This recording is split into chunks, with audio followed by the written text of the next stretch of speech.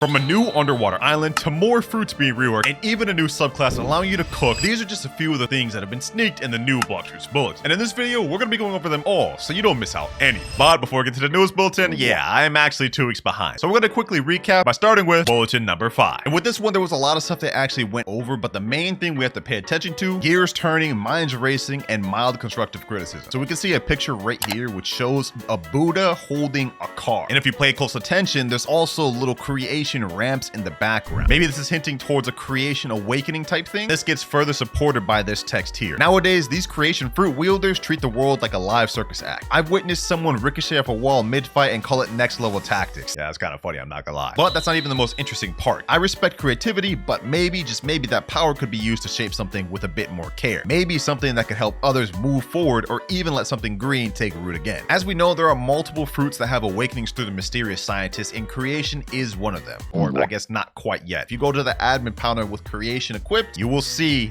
that creation's awakening is coming soon. And based off this description and the picture we're seeing here, it looks like a car could be one of the things we get. I mean, it would make sense. The fruit's called creation and we get a literal build mode where you're able to just build anything. Moving on, another interesting thing that was mentioned was actually during the asking developers part of the blog. Someone named Eternity Ruler asked, when will the remaining dragon chromatics be released? For those of you that don't know, whenever you equip the dragon fruit in your inventory, if you have it permanented, there will be an option called West or East dragon skins. One of the dragon skins that released months ago was called a chromatic eclipse, and the developers said there would be multiple of these skins. However, it's been 5 months and we haven't gotten any more. So to this, they replied, a new chromatic skin is coming soon, and it's not for the dragon fruit. Crazy. The dragon chromatics are still being released. Okay, that's good, but they say, but we're making sure they're tweaked efficiently based on feedback from the first release. What I'm more interested in is what fruit could get it next. Which could it be? Obviously, the only other fruit that has ever gotten chromatic skin was the eagle fruit, and then obviously we have the dragon fruit. So what else could be? Like maybe kitsune or yeti, or maybe even a leopard. Who knows, man? Hopefully they release it with the next update. But apart from that, the last interesting thing, the state park reopens. We get a nice picture of some people camping in a state park, and more interestingly, they have a little fire pit with food. There's even a little bit of dialogue that says the long forgotten state park is in action, and it's already a hit. Campers are gathering at fire pits, which they bolded that to emphasize this, throwing in meats, herbs, and mysterious glowing fruit peels. But devil fruits?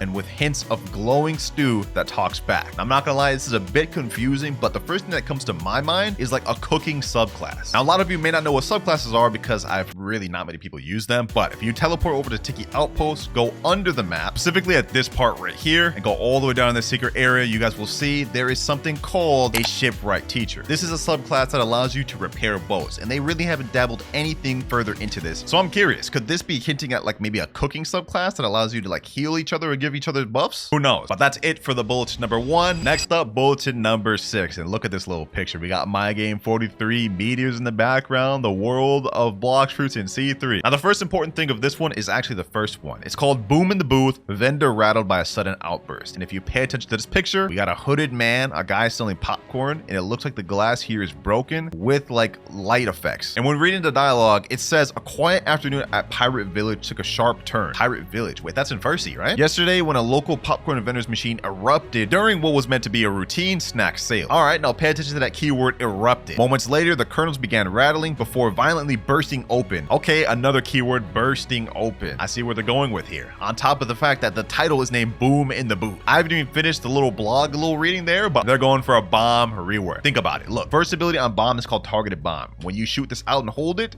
it looks like this, right? And you let it go, it explodes. Zoom in on the picture. This looks like it could be targeted bomb right there. Or maybe that's just a popcorn. Who knows? I could be thinking too deep into this. Moving up further, another important thing with this next bulletin is this right here. The tides of technique. Refine the way of water. And if you zoom in on this picture, we can see it's Sharkman karate traders and a bunch of students. I think I see where they're going with this. And reading it, it says the Sharkmen have been busy refining their ancient martial techniques until now. Basic students are now learning the new fluid foundations of water kung fu, while seasoned fighters are continuing holding the fierce precision of Sharkman karate. Those involved with the arts say their movements feel sharper, more focused, like something deeper has awakened in the style themselves. So this all but confirms a Sharkman karate rework and maybe even a water kung fu rework, which would be like the first V1 that's ever gotten reworked in the game. That's crazy. But it's got me wondering, are they going to do it the same exact way they did with Uza. So obviously we have the new dragon talent, but on top of that, whenever you switch over, you have an upgrade option allowing you to make it even better. I like where they're going with this. I like where they're going with it. But that's not all, ladies and gentlemen. They finish up this water kung fu part of the blog post by saying a sign perhaps that the tides of battle are shifting and that even the oldest styles still have room to evolve. I'm willing to bet that the fact that they mentioned water kung fu in that blog post is no coincidence. They plan on revamping everything, even V1s and V2s, which I'm very much happy for, because that's going to hopefully improve the early game progression for new players. And then we also have a bunch of asking the developers questions, none of which I thought were really too important to go over. But the next thing is actually a potential sneak into the next rework fruit, the fighter who fights after the fall. We have a picture of some guy getting like Mike Tyson punched in the face and a bunch of effects. It doesn't look like anything crazy that we can get from this picture. It just looks like this guy is getting packed, but he does have bandages on his right arm and his left arm. As for the description, it says locals say he never wins. Not at first. A lone fighter covered in scars and wrapped in faded bandages has been spotted challenging arena goers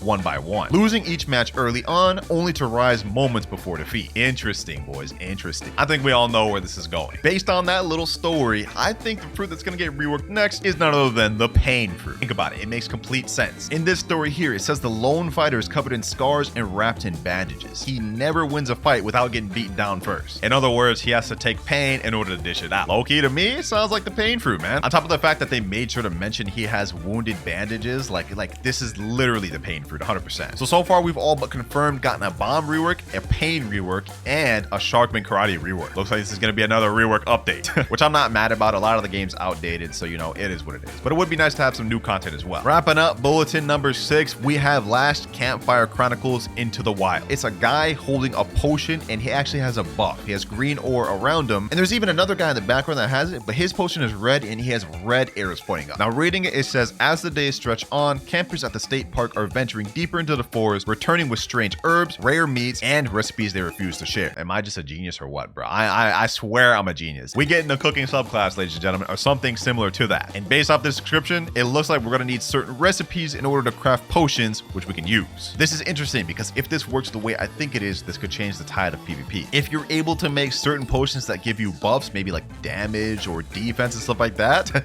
depending on how long they last, this could change PvP forever, man. But that is it for catch up, ladies and gentlemen. Now it's time to get to the newest bulletin. Bulletin number 7. Now the first section of this bulletin is titled Lore Deep Dive, The Secrets of Tiki Outpost. Okay, so we're probably going to go deeper on that other thing they talked about. Tiki Outpost was once alive with laughter and music, lanterns swaying above moonlit markets, and drums echoing across the shore. But when the icy colds came, it vanished. And based off this picture of Tiki Outpost, it looks like they're going to add some sort of underwater thing. Wait, what? So as we know right now, if you go to Tiki Outpost and go over to this left side over here, there's going to be this subport 1 area right here. This has been in the game for a very long time now, but they haven't done anything with it yet. And it looks like based off of this, we're going to have some sort of underwater type thing. Okay. Now, with the Eagle Tyrant defeated, hope stirs once more. The chief of Tiki Outpost believes deeper truths lie below. So we're probably going to have something similar to First Sea, where we have underwater city. Most likely we'll get a higher level cap, and we'll have to level down there. What else do we got? Rangers report food as ritual. Okay, we got a nice little picture of a guy eating, and he has a nice little health buff aura around him. After a long day clearing brush and hauling supplies, one camper, still bruised from a rough fall, decided to wind down the old-fashioned way by cooking dinner over a campfire using only ingredients forged earlier that day. I see. Okay, I think I know where they're going. Right now in the game, they have bushes, which actually gives you a lot of different things, such as berries. Like you see, we have this pink pig berry, red cherry berry. Maybe they're gonna make it to where bushes can spawn food now. Could be fine. There's also this interesting part that says have your say, community poll inside. What matters most to you as a player? Oh, we're gonna get to vote for things? Okay. You